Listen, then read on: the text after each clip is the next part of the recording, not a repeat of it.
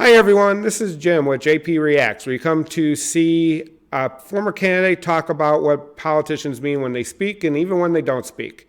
This is part two of the videos relating to President-elect Biden's American Rescue Plan.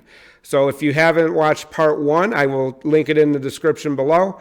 Please watch that one first. That one covers how we got here, and it's going to be really important that you get that type of information before moving forward. But if you're interested in part two, stay tuned after this.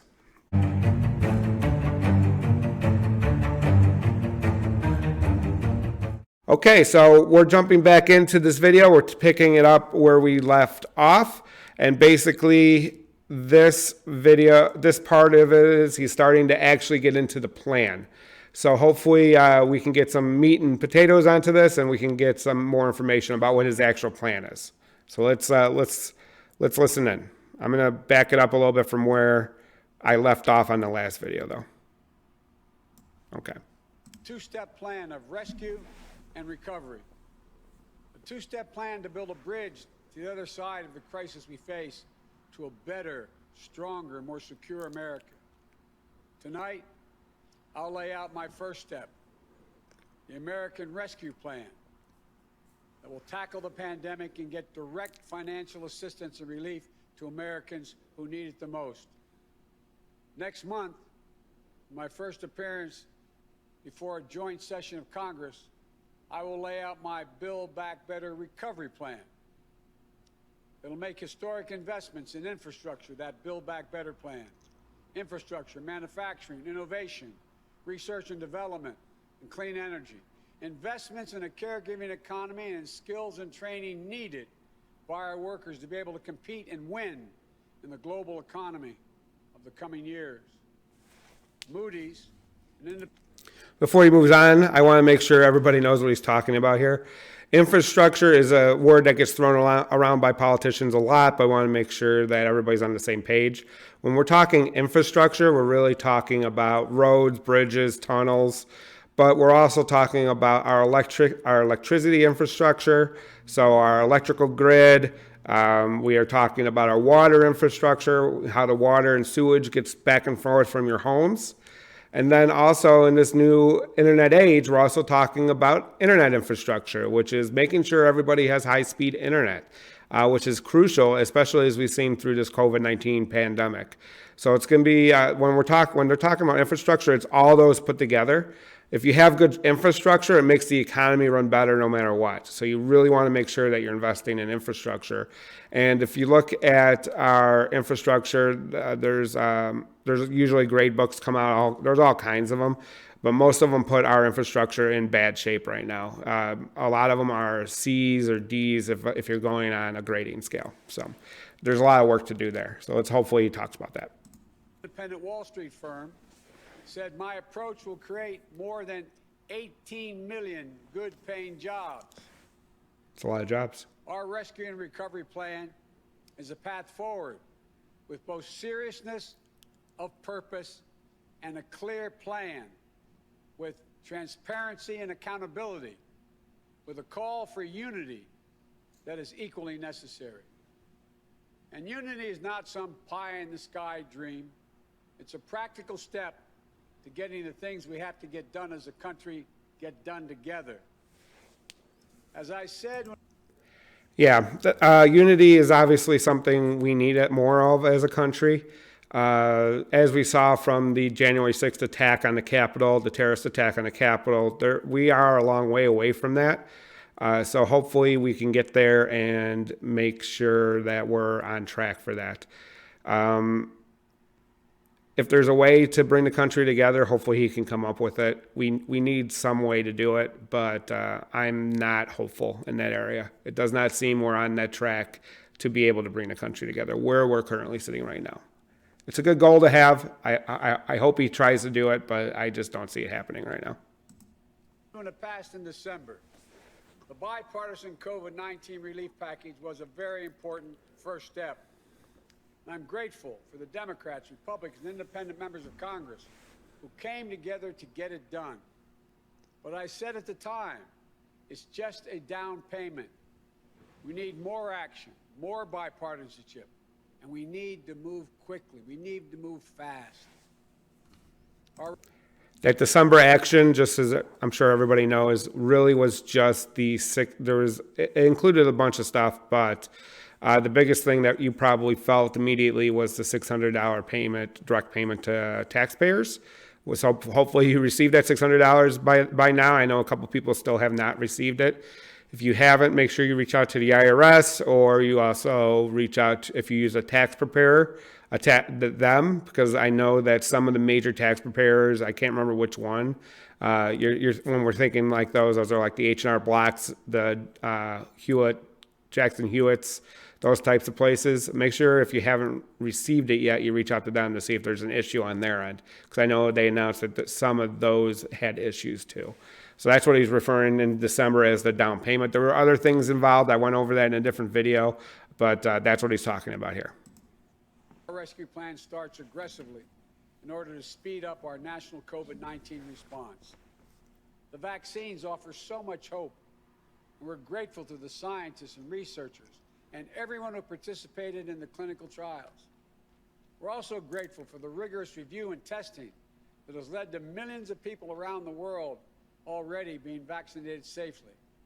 But the vaccine rollout in the United States has been a dismal failure thus far.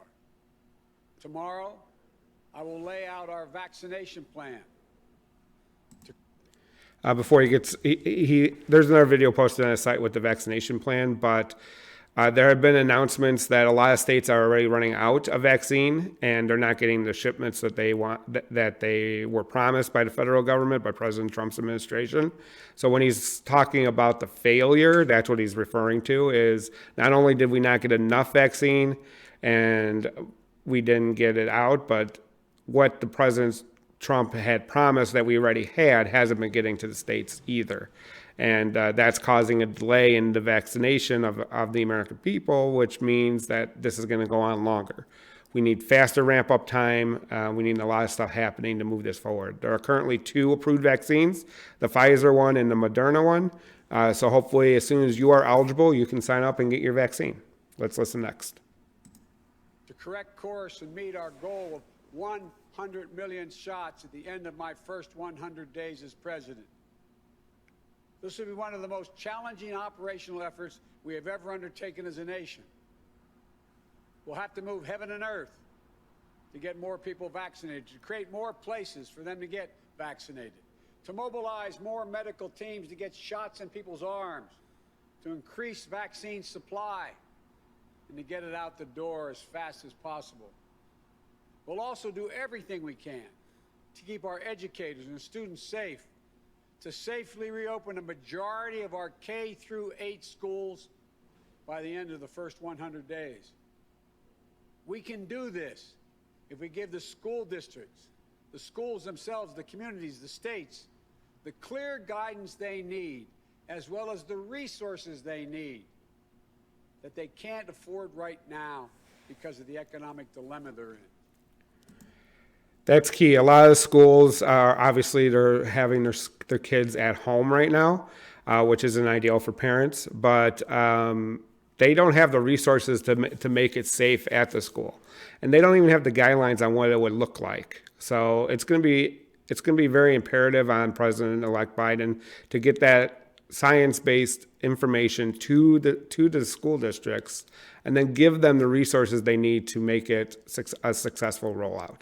So I'm happy that he's bringing that up, and if he can get everybody back to school before the school year is out, I think that's going to be a major accomplishment. I'm thinking most people are not expecting most kids to be back at school this school year like they were normal.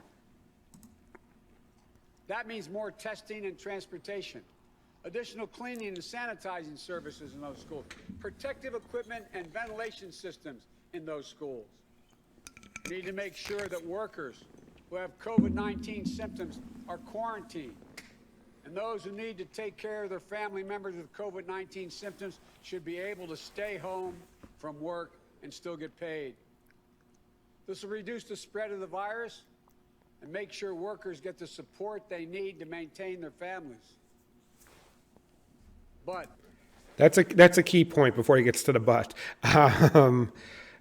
If the people teaching and maintaining the schools are sick as well, it's going to be really hard for the school districts to maintain a staffing level that's going to allow kids to go back to school. So by making it safe and getting good testing out to those people and making sure they have the ability to take care of everything is really going to help them move forward in this area.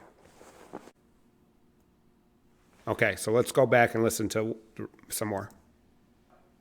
But we need about $400 billion in funding from Congress to make all of what I just said happen. It's a great deal, but I'm convinced we're ready to get this done. The very health of our nation is at stake. Our rescue plan also includes immediate relief to Americans hardest hit and most in need.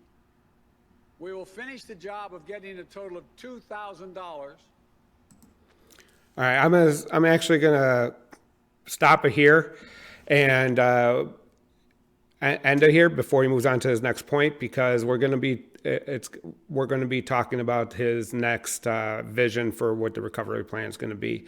But in this last part, he really talked about how much it's going to cost $400 billion to get the schools up to snuff, which is a large amount of money, but it's what is necessary to make it happen. So I'm glad he has a good plan. He knows how much it's going to cost, which is also key. So hopefully you learned something from this video in this part 2. Again, we're breaking this up into multiple parts. I will have a playlist on the end screen, so make sure if you want to watch all of them, you can get it there. I will also link to the first one on the end screen if you missed it and somehow jumped right into the second one. I'll get that on there too. But if you learned something, please like this video, comment below, and tell me what you think of the president-elect's plan for schools. Do you think that's enough? Do you think he's going to get enough? Is he going to get the money he needs out of Congress? And B, is that actually going to be enough to have parents and teachers and staff all be comfortable going back to school? So put that comment below. I look forward to reading those. Until I see you around the internet next time, you have a great day. Bye.